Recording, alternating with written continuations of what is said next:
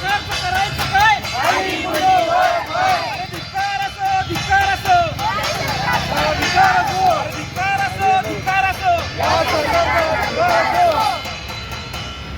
लाडक्या बहिणींच्या डोळ्यात अश्रू आणणाऱ्या सरकारचा, लाडक्या बहिणींच्या डोळ्यात अश्रू आणणाऱ्या सरकारचा अरे धिक्कार असो, धिक्कार असो, धिक्कार असो, अरे धिक्कार असो, धिक्कार असो. अरे या सरकारचं करायचं काय?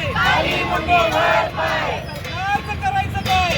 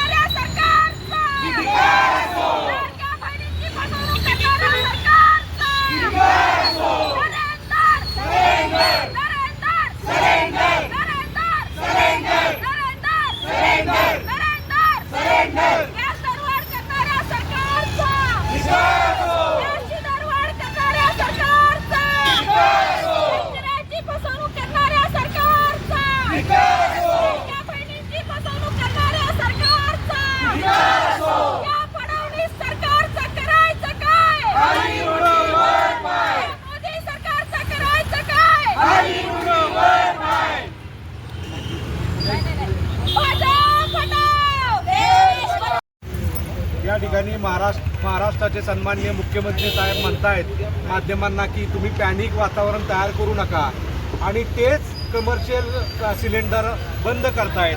आज ज्यांच्या हातावरचं पोट आहे, जे वडापाव विकतात, जे छोटे छोटे ठेले लावतात, ज्यांना जो गॅस लागतो ते बंद झालेला आहे.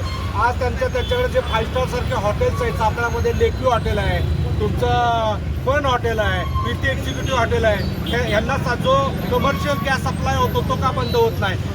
फक्त सामान्यांची पिळवणूक करण्याचं काम या ठिकाणी हे सरकार करतंय असं मला वाटतंय. आज या ठिकाणी जर तुमच्याकडं सिलेंडरची पूर्ण मात्रा असेल तर मग एवढ्या मोठ्या लाईन्स का लागतात? आमच्या माता भगिनी का तिथं थांबतायत? हे खोटं बोलण्याचं आणि लोकांना मूर्ख बनवण्याचं काम यांनी थांबवलं पाहिजे आणि लोकांची सोय या ठिकाणी केली पाहिजे. नाहीतर येणाऱ्या काळामध्ये आणखी तीव्र स्वरूपाचं या ठिकाणी आंदोलन केल्याशिवाय आम्ही राहणार नाही. देशभर जे काय वातावरण निर्माण झालेलं आहे, युद्धजन परिस्थितीमुळे संपूर्ण देशामध्ये याचा परिणाम होत आहे. खरं तर अशी परिस्थिती निर्माण होत असताना केंद्र सरकारचं जे आपण म्हणू की गुप्तहेर संघटना ज्या पद्धतीनं माहिती घेत असती, खऱ्या अर्थानं हे जे युद्धजन परिस्थिती निर्माण होत असताना हे सरकार काही झुकलं होतं का? खऱ्या अर्थानं याचं पूर्व नियोजन करणं केंद्र सरकारचं, राज्य सरकारचं ही जबाबदारी असताना एकीकडे सांगायचं आम्ही लाडक्या बहिणींच्या डोळ्यातले अश्रू पुसण्याकरिता उज्ज्वला योजना आणलेली आहे आणि दुसरीकडे आता पुन्हा एकदा आम्हाला चुलीवरती स्वयंपाक करण्याची, चुलीचा वापर करण्याची वेळ या सरकारनं आणलेला आहे. मला या निमित्तानं असा प्रश्न विचारायचा, या लाडक्या बहिणींचे अश्रू हे सरकार पुसणार का? खरं तर आपण बघितलं असेल की ज्या पद्धतीचं या सरकारमध्ये नियोजन सुरू आहे, खरं तर ह्यांचं सरकारमध्ये कोणाचाही ताळमेळ नाही आहे. खऱ्या अर्थानं अर्थसंकल्पामध्ये अनेक त्यांनी आर्थिक नियोजनाची तरतूद केल्याची जाहीर केलं, मग जनसामान्यांच्या माता भगिनींच्या सिलेंडरबद्दल अर्थसंकल्पामध्ये का तरतूद केली नाही, त्यामध्ये सबसिडी का दिली नाही, हा खऱ्या अर्थानं आजचा प्रश्न आहे. खरं तर ही एक प्राथमिकता आहे. महाविकास आघाडीच्या वतीने आज सातारा शहरामध्ये महाराष्ट्र नवनिर्माण सेना असेल, शिवसेना उद्धव बाळासाहेब ठाकरे असतील, मनसे असेल, राष्ट्रीय काँग्रेस असेल, शेकप असेल,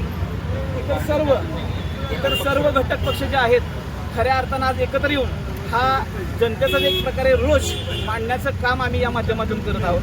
खरं तर आमची या निमित्ताने सरकारला एवढीच मागणी आहे. या निमित्तानं मी एवढंच सांगेन की फडणवीस सरकार नसून फसवणीस सरकार हे आहे. खरं तर या फसवणीस सरकारने ज्या पद्धतीचं हे ठिकाणी माता भगिनींना 1500 रुपये द्यायचे आणि 10,000 रुपये काढून घ्यायचे, ही जी सिस्टीम राबवलेली आहे, ही सिस्टीम आता सर्वसामान्य जनतेच्या लक्षात आलेली आहे. त्यामुळे येणाऱ्या काळामध्ये याचा जनप्रक्षोभ झाल्याशिवाय, जनआक्रोश झाल्याशिवाय राहणार नाही. या निमित्ताने एवढंच सांगतो मित्रपक्ष आहेत, मित्रपक्षांची या ठिकाणी जी काय भूमिका आहेत ते मांडतील. खऱ्या अर्थाने पुन्हा एकदा या ठिकाणी फसवणूक सरकारचा जाहीर निषेध व्यक्त करतो.